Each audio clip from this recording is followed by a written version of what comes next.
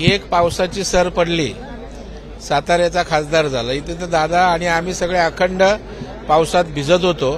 त्यामुळे मतांचा वर्षाव या ठिकाणी मोदींवर होणार आहे आणि भारतीय जनता पार्टी आणि महायुतीचे खासदार मोठ्या प्रमाणावर महाराष्ट्रातील निवडून जातील अशा प्रकारचा एक शुभ संकेत या चाकणच्या पवित्र भूमीतना मिळाल्याची जाणीव निश्चितपणे झाली.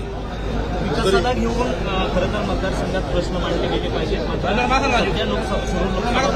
एकमेकांवर आरोप करत संपूर्ण प्रचार यंत्रणा राबवली गेली.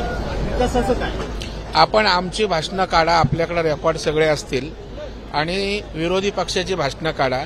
भारतीय जनता पार्टी असेल, राष्ट्रवादी असेल किंवा शिवसेना हे विकास कामांवरच बोलताना दिसेल. मोदी साहेबांनी 9 वर्षामध्ये काय केलं हे आम्ही जनतेला सांगतोय. किती घरं दिली, किती नळ कनेक्शन दिली, जे जे दिलं ते सांगतोय आणि भविष्यामध्ये विकसित भारतासाठी आम्ही काय करणार आहोत.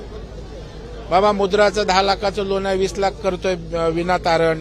त्या ठिकाणी महिलांना लखपती दिदी सारखी योजना आणतोय. गरिबाच्या कल्याणासाठी आम्ही त्या ठिकाणी पुन्हा रेशनिंग मोफत देतोय. त्याच्यामुळे आम्ही केवळ विकासावर बोलतोय. आता इथली सभा झाली, अजितदादांचं भाषण असेल, मी असेल, आम्ही विकासावर चर्चा केली ना. आपण आरोप प्रत्यारोप ते करतायत, आम्ही करत नाहीत आणि त्यांनी आरोप केले तर उत्तर देणं स्वाभाविक आहे. अमोल कोल्हे म्हणतात शेवटच्या सांगता सभेत मी शिवसमोरचा मावळा आहे अशी भावनिक. अमोल कोल्हेची नौटंकी आता चालणार नाही.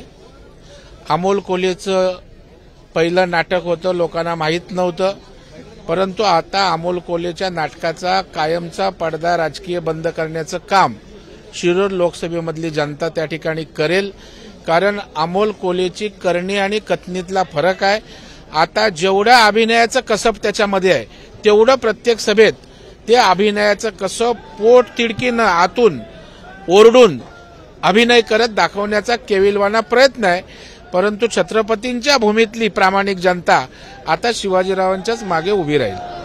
रोहित पवार दुपारी वेगळ्या भाषेत म्हटले जर एकमेकाला पाडायची भाषा केली जाईल तर आम्हीही राजकारणात म्हणजे गोट्या खेळण्यासाठी आलो नाही. मला वाटतं गोट्या पण नीट खेळता येत नसतील रोहित पवारला.